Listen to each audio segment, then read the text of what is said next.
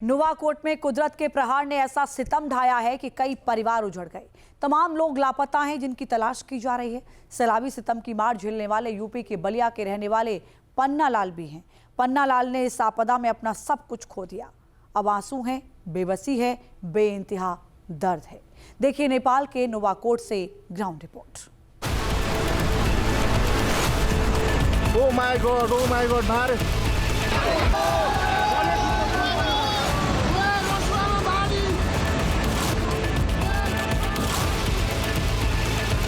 Life यो चाहिँ है guys, यस्तो लाइफ छ। ओहो, जो नदी जीवनदायिनी थी वो रौद्र रूप धारण करके ऐसी बही कि सब कुछ तबाह कर दिया। खुशहाल शहर मलबे में तब्दील हो गए और इस मलबे में न जाने कितने परिवार दफन हो गए। अब बेबसी है, लाचारी है, अपनों को खोने का गम है। न्यूज नेशन सबसे पहले नेपाल के उस शहर नुवाकोट पहुंचा जहां सैलाब से भारी तबाही मची। सैलाबी सितम के बाद यहां का मंजर रूह कपाने वाला है। यहां कुछ ऐसे लोग भी मिले जिन्होंने अपनों को खो दिया। हालात बयां करते हुए उनकी आंखों में आंसू छलक पड़े। ये हैं पन्ना लाल, यूपी के बलिया के रहने वाले हैं। नुवाकोट में परिवार के साथ रहते थे, सब कुछ सामान्य था। पन्ना लाल किसी काम से घर से बाहर गए, लेकिन जब लौटे तो सब कुछ तबाह हो चुका था। मोबाइल में फ़ोन आया तो हम लोग विश्वास नहीं किए। वहाँ लोग गाड़ी में जो जिसका फ़ोन आया वो लोग मजाक बुझे, लेकिन वहाँ जो है प्रहरी के द्वारा, नेपाल प्रहरी के द्वारा गाड़ी रोक दिया गया। उसके बाद हम दौड़े दौड़े इधर आए तो देखते हैं यहाँ मंदिर है, हमारा महादेव मंदिर है। यहाँ आए ना, यहाँ के बाद देखे तो इधर पूरा धुआं धुआं अंधेरा एकदम है। पानी का छाल जैसे कोई मिसा कर सीमेंटी चाहे जो कुछ भी मिसा का एकदम अंधेरा टाइप का था।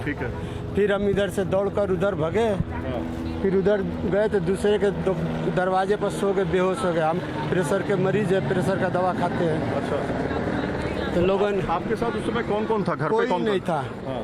हम अकेले उधर से एक्सरसाइज करके अपना आ रहे थे। ठीक है। हाँ। इधर आए तब तक कि जो है सब खत्म हो गया था। आपकी पत्नी, आपके बच्चे कहाँ पे थे उस समय? दुकान में थे। दुकान बंद करके भाग रहे थे, भाग नहीं पाए। पानी आए पीछे से लेकर चला गया। अच्छा, आपकी पत्नी और आपके बच्चे को? जी। ओहो, तो अभी उनके बारे में कुछ पता चला है? कुछ नहीं सर पता चला। अब आस है कहीं लाश मिले तो वही आस है, नहीं तो नहीं है। क्या नाम है उनका? राहुल मेरे बेटे का नाम है और जगधर हमारी श्रीमती का नाम है। पन्ना लाल को उम्मीद नहीं थी कि एक झटके में उनका सब कुछ खत्म हो जाएगा। अब खुद का ढांढस बढ़ा रहे हैं और नेपाली भाई भी नहीं रहे। आपके साथ तो बहुत बड़ा नुकसान हो गया। ये मतलब जब लास्ट टाइम कब बातचीत हुई थी उनसे? सुबह 6 बजे बच्चे के हाथ से अपना चाय पी कर गए। सुबह 6 बजे चाय पीकर अपना गए बच्चे के हाथ से। क्या किया जाए सर, भगवान का लीला है, सबके ऊपर है, हमारे ऊपर नहीं। हमारे लाखों लाखों नेपाली भाई इधर के ऊपर, हमारे ऊपर नहीं।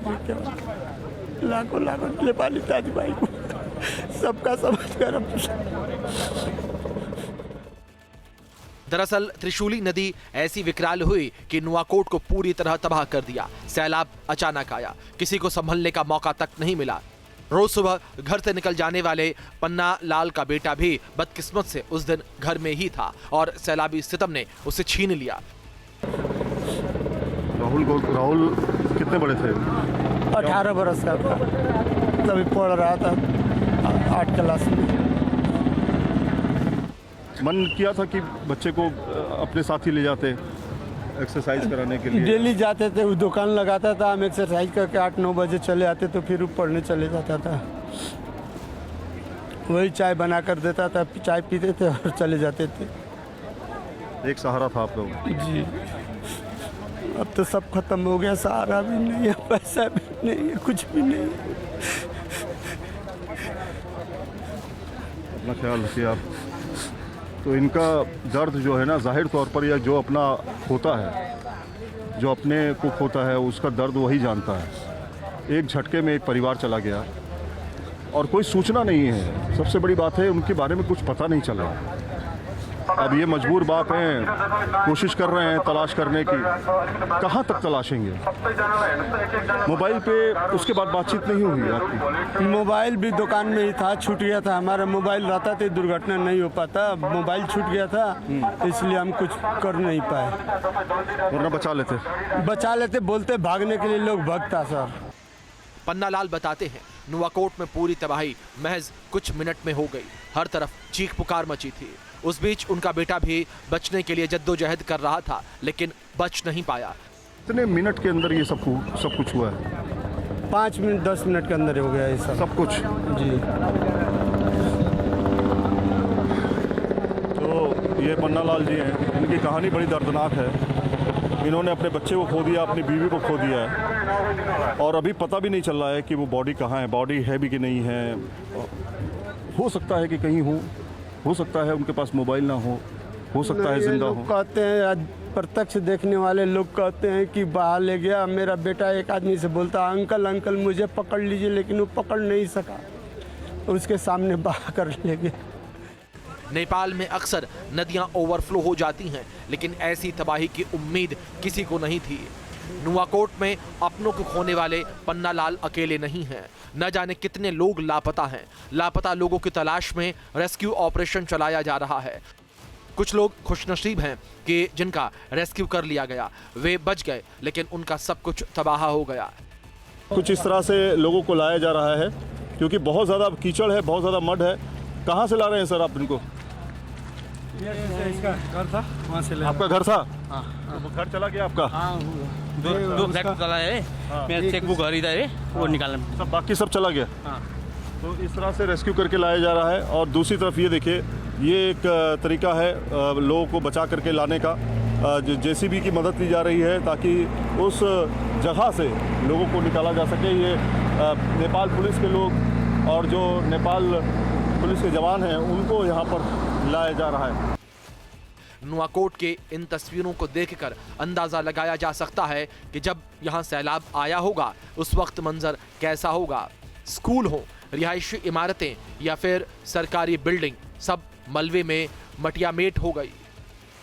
इस वक्त हम जेसीबी के जरिए उन तमाम इलाकों की तरफ जा रहे हैं जहां पर काफ़ी ज़्यादा मड है, जहां पर इतना ज़्यादा दलदल आ चुका है। नवाकोट का ये इलाका है और इस नवाकोट के इलाके में जेसीबी के बगैर हम अंदर तक नहीं जा सकते, इसलिए हमने बाकायदा जेसीबी का सहारा लिया है। और जेसीबी के ज़रिए आप देखिए ऊपर बैठ करके किस तरह से हम ये इस पर बैठ कर, इस पर खड़े होकर के अंदर की तरफ जा रहे हैं। तो देखिए ये वो जगह है, ये वो साइट है जो काफ़ी ज़्यादा तबाह हुई है। ये नवाकोट की जगह है और ये पूरी मार्केट हुआ करती थी। इस पूरे मार्केट में अगर आप देखेंगे तो सब कुछ ख़त्म हो चुका है, सब कुछ दफन हो चुका है। करीब 10-10 फीट 15-15 फीट तक ये मलबा आ चुका है।